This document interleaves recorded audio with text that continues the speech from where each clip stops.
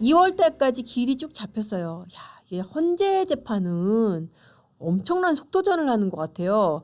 이거를 갖다가 그 권영세 의원이 뭐 그렇게 얘기를 했더라고요. 지금 윤 대통령의 헌재 심판은 거의 KTX급으로 가고 있다. 근데 지금 이재명의 시계는 그렇게 안 가고 있지 않냐. 너무나 느리다. 양쪽의 속도 차이가 너무 심하다. 아마도 이제 그런 분위기를 반영해서 법원에서도 다른 사건 배당 안 하고 완행열차라고 그래. 제가 이 단어가 생각이 안 났어요. 완행열차. 완행열차다. 사법부 시계가 사람마다 속도가 다른가.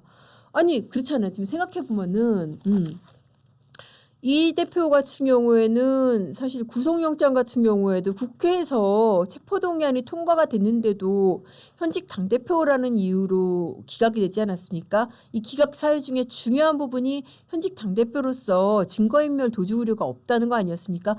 근데 현직 대통령에 대해서 나와 3번 하고서 체포영장이 발부가 되고 또 그게 집행이 되는 이 상황. 진짜 어떻게 해석해야 될지 모르겠네요. 그러면은 반대로 우리 이렇게 주장할 수 있는 거예요. 자, 현직 대통령에 대해서 이렇게 엄정하게 법이 집행되는 만큼 그 야당 대표에 대해서도 똑같이 진행이 돼야 되는 겁니다. 형사 절차 집중 심리로 진행이 돼야 되고 더군다나 이 대표는 지금 1심 결과도 나오지 않았습니까? 그러면 2심 원칙대로 속도 있게 진행해야죠. 자, 그렇게 해서 정말 양자의 이 시계는 똑같아야 된다. 그러니까 윤 대통령과 이재명 대표의 시간 속도가 차이가 있어서는 안 된다. 이 주장 저도 전적으로 공감을 합니다. 그리고 제가 이 시간 얘기하니까 오늘 마지막으로 이거 하나 제가 지금 해드릴게요. 양자의 그 시간 차이가 어디에서도 나냐면은 왜 아까 제가 쪽수 비교를 해드렸어요. 그러니까 오늘 지금 숫자 얘기를 좀 많이 해드리는데 김영현 전 장관 공소장이 84쪽인데 윤 대통령 체포영장 5쪽. 이것도 숫자 비교로 한번 조금 만들 수 있을 것 같은데 이 기각에 걸리는 시간의 차이. 정계선 재판관에 대해서 기피 신청 기각됐잖아요. 그거 얼마 만에 기각된지 아세요? 날짜로 따지면은 0.8일. 0.8일 만에 기각이 됐고 시간으로 따지면은 20시간. 20시간 만에 기각이 됐습니다. 자, 이게 얼마나 기가 막힌 일이냐면은 이거는 법적으로 충분히 기피 사유로 고려할 수 있을 만한 그런 얘기거든요.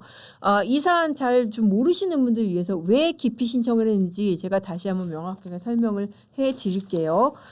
윤 대통령 측에서 정재판관 기피한 이유는 그렇습니다. 일단은 지금 인적관계. 뭐냐면은 정계선 재판관 남편이 지금 어디 있냐면은 공익법무법인 공감에 거기 사실상 어떻게 보면은 초기 멤버이고 주축이나 마찬가지의 황필규 변호사가 거의 사실 초기 멤버로서부터 20년 넘게 지금 공감에 있었거든요. 근데 이 공감 이사장이 누구냐? 김희수 전 헌법재판관 지금 변호사입니다. 이 사람이 지금 뭘 하고 있냐? 국회 탄핵소추 대리인단에서 활동을 하고 있습니다. 그러니까 전직 헌법재판관이니까 상당히 비중 있게 활동을 할 것으로 그렇게 예상이 되는데 이렇게 되면 어떻습니까? 탄핵 재판을 담당하는 재판관 내 남편이 있는 법인 내 그 이사장이 공익법인의 이사장이 지금 탄핵 소추 대리인단, 탄핵의 필요성을 주장하는 국회 소추 대리인단에서 지금 중추 역할을 하고 있는 거잖아요. 이러면은 공정성에 문제가 생길 수 있고 충분히 이유가 있는 그런 그 문제제기거든요. 이게 법원에서도 실제로 인적관계로 재배당하는 경우 굉장히 많습니다. 어떤 경우로 재배당을 하냐면은 과거 이 공직자 권고 의견이라고 대법원 공직자윤리위원회에서 권고 의견 8호라고 이런 거를 의결을 했어요. 이 그러니까 이 대리인 사건 대리인하고 판사하고 이촌인의 친족이 관계에 있으면은 가급적 사건을 안 맡는 게 바람직하다라고 해가지고 제가 알기로도 그런 경우 다 재배당하거든요. 이를테면은 서울고법의 모 부장판사 아들이 김앤장에 다녀요. 그러면은 이 부장판사가 속한 재판부는 김앤장 사건을 안 맡는 거예요. 오면은 재배당하고. 야, 김앤장 변호사 1000명이 넘거든요. 근데 1000명이 넘는 변호사 중에서 이 고법 부장판사 아들하고 실제로 이 사건 갖고 들어온 변호사하고 친할 확률이 얼마나 되겠습니까? 그런데도 불구하고 같은 법인, 같은 법무법인 소속이라는 이유로 그 재판부가 사건을 안 맡습니다. 그런데 이 지금 법인 공감이라는 데서 두 사람이 모를 수가 없는 관계잖아요. 이사장하고 그 법인의 중추이다시피 한 정재판관 남편하고. 그러면 충분히 이의제기할 수 있는 거거든요. 법원에서도 재배당 사유니까 나 이거 이 사람한테 재판 못 받겠다. 정계선은 빼달라라고 윤 대통령 측에서 충분히 요구를 할 수 있단 말입니다. 그런데 이 요구가 정말 가차없이 기각이 됐습니다. 이게 기피신청 들어간 게 저녁 6시. 그런데 헌재에서 다음날 아침에 공보관이 브리핑을 하면서 오후 2시 이전에 결론 낼게요. 그리고 2시에 재판 들어가자마자 이 소장 대행이 뭐라 그랬냐면은 기각합니다. 땅땅땅. 그리고 기각을 했어요. 야, 그러니까 만 하루도 안 지나서 20시간 만에 기각을 했고 도대체 무슨 이유로 기각을 했는지 잠깐 보고 가실게요. 뭐라 그러냐면 헌재가 결정문에서 그냥 단지 재판관 배우자와 청구인 대리인 한 명 중의 관계일 뿐이다. 그리고 친족 관계가 아니고 재단법인 이사장과 소속 근로자라네요. 근로자라고 그래서 되게 불쌍한 척을 하려는 것 같은데 좀 말도 안 되죠, 사실. 아니, 김앤장 변호사하고 사건 갖고 들어온 김앤장 변호사하고 그 부장판사 아들하고 지금 1,000명 넘는 법인에서 둘이 인적관계가 있을 일이 뭐가 있겠어요. 그거하고 상관없이 개인적인 친소관계하고 상관없이 사건을 재배당해온 게 법원의 실무란 말입니다. 그런데 지금 한 표 한 표가 얼마나 중요합니까, 헌재에서. 9명 중에서 지금 8명이지만은 9명 중에서 6명이 찬성을 하면은 파면이 인용이 되는 그런 재판에서 이런 중요한 기피 신청을 상당히 이유 있는 기피 신청을 하루도 안 가서 지금 기각을 했단 말입니다. 자, 이게 얼마나 형평성이 안 맞는지 시간 형평성이 안 맞는지 따져보면은요. 지금 이재명 대표 측 재판하고 비교를 해보겠습니다. 기피 신청 결론이 난 이화영 씨 재판이 사실상 이재명 대표 재판이라고 이화영 씨 변호인도 그렇게 얘기를 하지 않았습니까? 이 사람이 신진우 부장판사에 대해서 불공정한 재판을 할 우려가 있다라고 기피 신청을 냈잖아요. 이 기피 신청 무려 77일 동안 끌었어요. 1심, 2심 그리고 대법원까지. 그동안에 기피 신청 최종 결론이 날 때까지 재판 못 하거든요. 그렇게 해서 뺏긴 시간이 77일이었습니다. 자, 그리고 이재명 대표 또 마찬가지 사유로 기피 신청 냈어요. 신진우 부장판사에 대해서. 뭐라고 냈냐? 공범에 대해서 유죄 판결했다. 그때 1심에서는 징역 9년 6개월 그리고 2심에서는 이제 7년 8개월 받았잖아요. 1심에서 공범인 이화영 씨에 대해서 9년 6개월을 했기 때문에 저 사람 나한테 대해서 유죄 심증을 갖고 있다. 사실 이런 사유로 이 기피 신청하면은 그냥 법원에서 대차게 다 기각합니다. 그러니까 어차피 기각될 거 이거 시간 끌기용이라고 보시면 돼요. 근데 이렇게 시간 끌기용으로 낸 기피 신청을 지금 얼마를 가지고 있냐? 오늘 기준으로 계산을 했을 때 34일 동안 지금 갖고 있더라고요. 그런데 지금 이재명 기준으로 34일, 이화영 기준으로 77일 가지고 있는 사건을 윤석열 대통령에 대해서 정계선 재판관 0.8일 만에 기각을 지금 했습니다. 물론 기관이 다릅니다. 0.8일 만에 기각한 것은 헌재, 그리고 이재명, 이화영 사건 가지고 있는 것은 법원입니다. 수원지법이고 뭐 이제 그게 고법, 대법원까지 갈 때까지 그 시간이 걸렸다는 것인데 자, 기관 다르죠. 절차 다르죠. 그렇지만 지금 양자의 사법의 시계가 똑같이 가야 된다는 건 여러분들 다 공감하는 부분 아닙니까? 아니 이 재판 이렇게 KTX급으로 하면서 이 재판 이렇게 완행열차급으로 할래? 지금 충분히 이의제기 할 수 있는 그런 상황인 거거든요.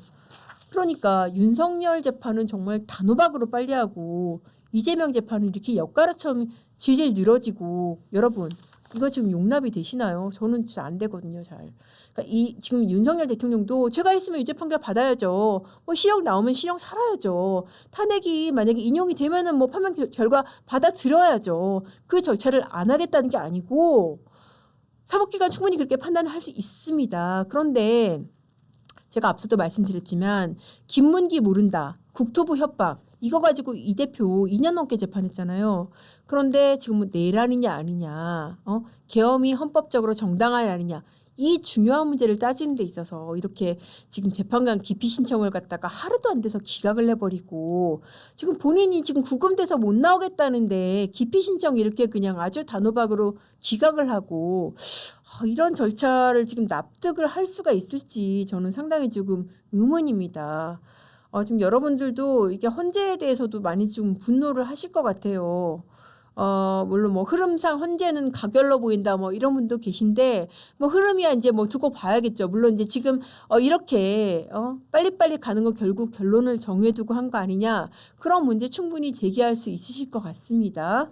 그리고 이제 헌재에 지금 윤 대통령에 대해서 추가 지정을 했네요. 그 기존에 그 지정이 된 게 이제 5회 지정을 했었고 마지막 길이 2월 5일이었는데 3회를 추가 지정을 했는데 그래서 2월 13일까지 그 추가 지정을 했습니다. 엄청나게 지금 길 촘촘하게 잡아놓고 좀 속도를 내는 거예요. 그리고 또 뭐를 냈냐면은 윤 대통령 측에서 그런 주장을 했어요. 그 선관위 측에 그 사실조회를 냈습니다. 그러면서 체류 중국인 명단에 대해서 지금 사실조회를 했어요. 이 내용 조금 불러드릴게요.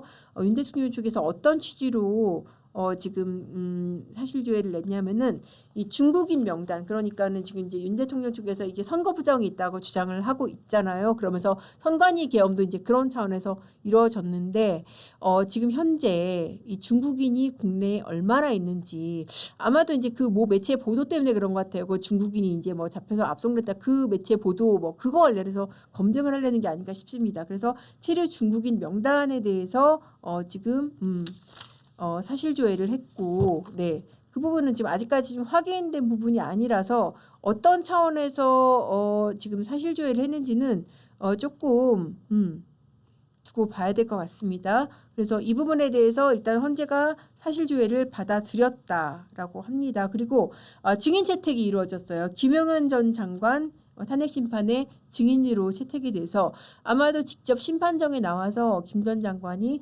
증언을 할 예정이다. 김 전 장관 굉장히 적극적으로 지금 절차에 임하고 있는 것 같아요. 그래서 본인 형사재판 같은 경우에도 준비기일은 사실 나올 필요가 없는데 뭐 나와서 이렇게 주장도 하고 뭐 그런 얘기도 했다고 그러죠. 계엄은 이렇게 무슨 검사들이 판단할 그럴 게 아니다. 그러니까 그 과거에 이게 계엄은 대통령의 통치행위라서 사법심사 대상이 아니다.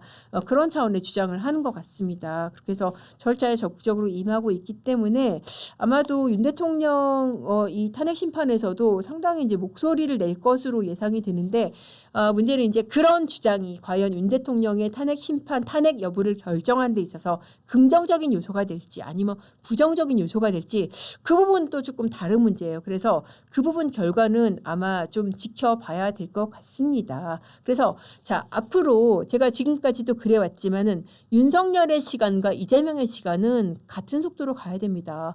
어느 한쪽이 일방적으로 빨리 가거나 어느 한쪽이 느리게 가는 거 아마도 우리 국민들의 사법 정의감, 사법 정의 이 법감정에서는 용납할 수 없는 그런 결정이라는 생각이 들고요. 앞으로 이 양자의 사법의 시계가 똑바로 가는지 제대로 가는지 제가 두 눈 뜨고 지켜보고 여러분들한테 전달해드리겠습니다. 자 어떠셨나요? 오늘 판읽기 그래도 이제 평일인데 이제 많은 분들이 들어오셨는데 앞으로도 좀 이 시간대 제가 이제 계속 그 목요일 5시 할 거니까 많이들 들어와 주시고 주변에도 이제 많이 좀 알려주시면은 제가 또 이제 여러분들 응원 받고 방송을 할 수 있을 것 같습니다. 오늘 새로운 스튜디오에서 이제 처음으로 방송을 해드렸고요. 앞으로도 유익한 소식, 긍정적인 소식 많이 전해드리겠습니다. 오늘의 판읽기 여기까지 하겠습니다. 감사합니다.